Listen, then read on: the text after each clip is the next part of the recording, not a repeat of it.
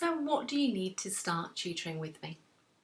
Well, I really like English learning to be as clear as possible, and that comes from organisation at the outset.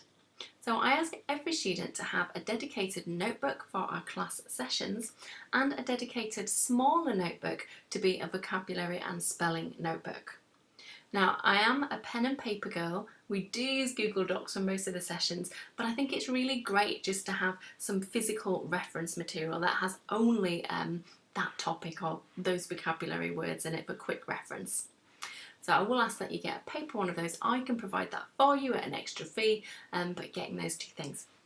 The other thing is a paper dictionary and a paper thesaurus, and separately please. I know you can get them together, but you get more words and more details when you have the two.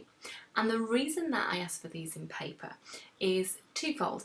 Firstly, it's really good at improving scan reading techniques and being able to locate information quickly.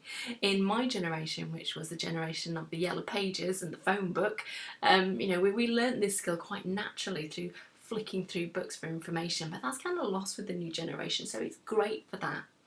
The other problem with Googling it is it's so easy to be distracted on the computer. Let's face it, we go on to Google a word, we see we have an email or a WhatsApp or remember something that we wanted to look up online, and all of a sudden looking at one word on dictionary.com has taken 10 minutes. So let's just take away that possibility completely by having a physical book. You're not going to find much more in the dictionary than a list of words. So those two things. Also, highlighters are really useful for when we do exercises you might like to print off and highlight sections, and pens, papers, the general kind of stationery. More important than that is coming along with a healthy attitude. And this isn't school, this isn't a teacher giving you a hard time. This is you being respected as an individual, being listened to, being paid attention to, because your learning's important and I'm there for the student to develop them, and only them, with my full attention throughout the session.